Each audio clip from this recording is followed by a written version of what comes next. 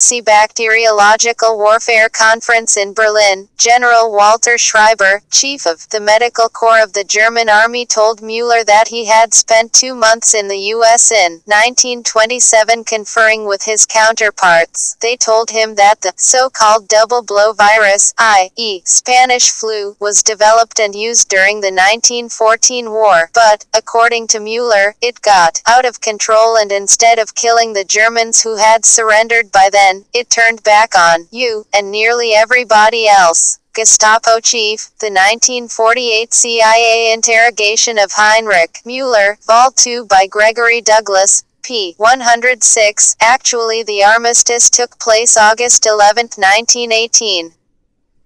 http://elliotlacanus.wordpress.com/2006/12/08/was-the-Spanish-flu-man-made/. According to Dr. Jerry Tennant, the widespread use of aspirin during the winter that followed the end of the Great War could have been one of the key factors that contributed to the earlier pandemic by suppressing the immune system and lowering body temperatures that allowed the flu virus to multiply. Like aspirin, modern-day antiviral drugs like Tamiflu registered sign and Relenza registered sign also lower body temperatures, and therefore can also be expected to contribute to the spread of a pandemic. What is new about this virus is that it has a mixture of DNA from animals, birds, and humans. Normally viruses are species-specific.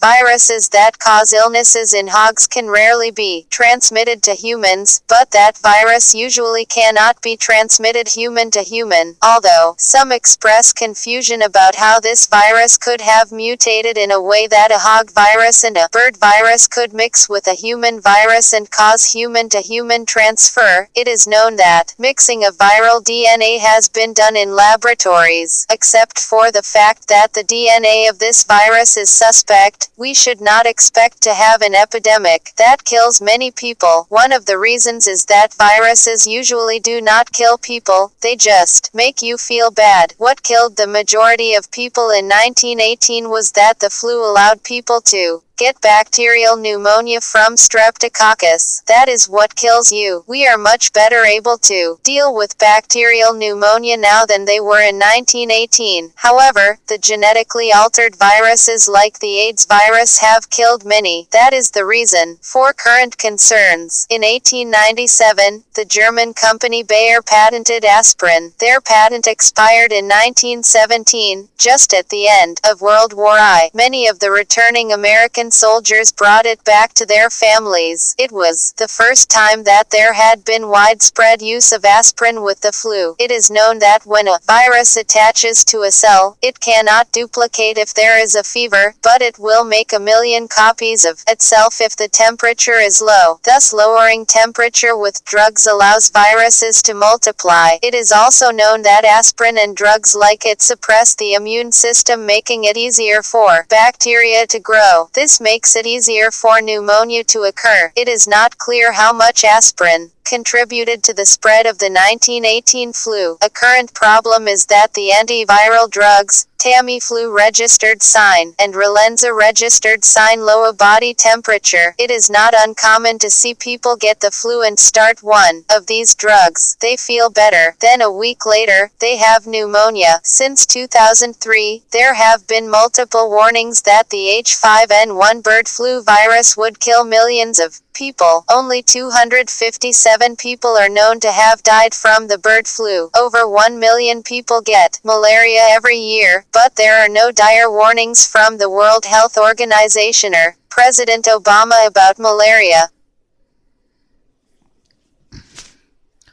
Yeah, I didn't know that about aspirin. I take it all the time. I'm one of those people who think it's a wonder drug. Over-the-counter wonder drug. Aspirin's for everybody. I'm just kidding. I'm just tired. I didn't know if I was allowed to say that or not.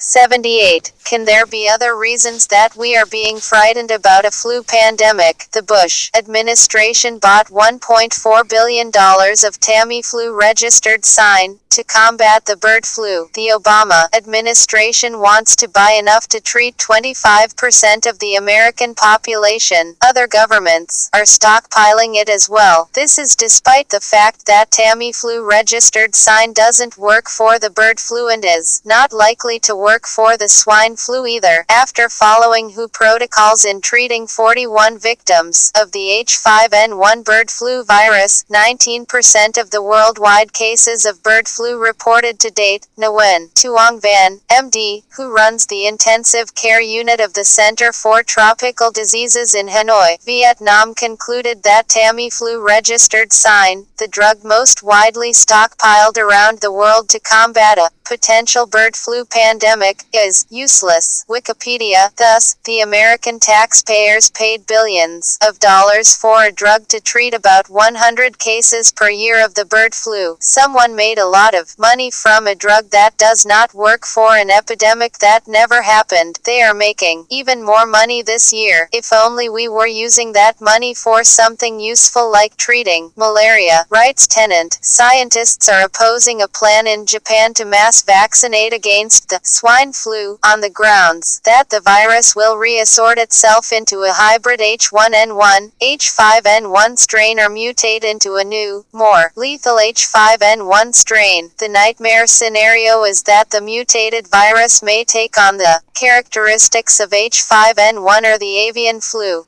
http://www.rense.com/general85/a1.htm. The AH1N1 virus has infected some 100 students in Kobe, Japan. Many of the students have no history of traveling abroad. There are plans underway to begin a mass vaccination against AH1N1. However, there are misgivings in the international research community about administering an AH1N1 vaccine. The fear is that once a vaccination against AH1N1 is started, the virus will reassort itself into a hybrid H1N1, H5N1 strain or mutate into a new H5N1 strain. The current AH1N1 strain, as previously reported by WMR, contains synthetically gene-spliced strains of 2 forms of human flu viruses, 2 forms of swine flu viruses, and a single form of avian flu virus. What researchers have told us is that as long as the current AH1N1 can infect humans, it will not try to mutate. Even though there have been deaths from AH1N1, most of those infected are sick for up to 4 days, take Tamiflu or similar drugs, and recover with immunity from the hybrid or novel virus. The vaccination program will be a profit maker for such big pharma firms as Sanofi Aventis, GlaxoSmithKline and Baxter International. However, with vaccinations, the AH1N1 virus will, of course, be rejected by human hosts and cases around the world will decrease. However, then, the virus will begin to mutate in order to successfully infect human hosts. And when that happens, the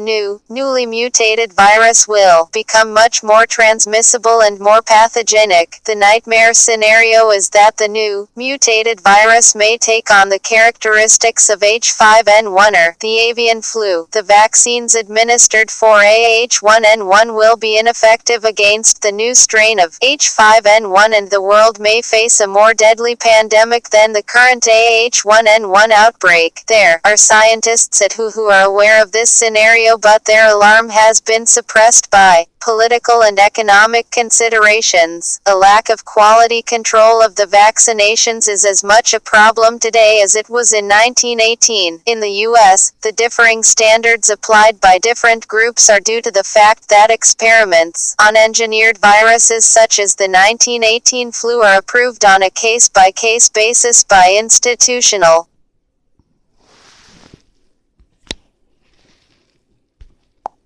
79 biosafety committees, IBCs, composed of local scientists and officials. Critics say these are free to interpret the official guidelines in a way that suits them. There is no effective national system to ensure consistency, responsibility and good judgment in such research, says Edward Hammond of the Sunshine Project, a biosecurity pressure group in Austin, Texas. In a review of IBC's published this month, he found that many would not provide minutes of recent meetings as required by law. He says the IBC that approved the planned 1918 flu study at the University of Washington considered only one scenario that could result in workers being exposed to airborne virus, the dropping of samples. Its solution: lab workers will be trained to stop breathing. Bird flu vaccination could lead to new strains. Asterisk 1900, the 24th of March 2004, by Deborah McKenzie. Vaccinating chickens may be the only way out of the bird flu nightmare in Asia, but it could also lead to the evolution of new strains, the latest research shows, increasing the risk of a human pandemic. Only intensive surveillance can stop this happening, but experts say the countries affected do not have the necessary systems in place. Last week, China declared its bird flu outbreaks had ended. Health officials are vaccinating millions of the birds that escaped slaughter. Indonesia is also vaccinating, and other Asian countries hit by the H5N1 bird flu are considering the same strategy, but the H5N1 virus is almost certainly still circulating among the vaccinated birds, and the fear is that in this abnormal setting it may evolve into a form that is not only fatal to people, like the current one, but can also spread from person to person. 18. Precedents: the abandoned swine flu mass vaccination program of 1976. In 1976, a mild swine flu swept through the United States. President Gerald Ford mandated a mass vaccination program, which was carried out by the same vaccine companies as today, that had to be abandoned because of the catastrophic results. President Ford was acting on the advice of medical experts, who believed they were dealing with a virus potentially as deadly as the one that caused the 1918 Spanish influenza pandemic. The virus surfaced in February 1976 at Fort Dix, New Jersey, where 19-year-old soldier, Private David Lewis, told his drill instructor that he felt tired and weak, although not sick enough to skip a training hike. Lewis was dead with 24 hours. The autopsy revealed that Lewis had been killed by swine flu, an influenza virus originating in pigs. By then several other soldiers had been hospitalized with symptoms. Government doctors. Yep, blame the poor pigs. Look how long they've been blaming the pigs and blaming the birds, blaming the monkeys. And it was them all along. It was them all along. Bastards. 80. Became alarmed when they discovered that at least 500 soldiers on the base were infected without becoming ill. The incident recalled 1918, when infected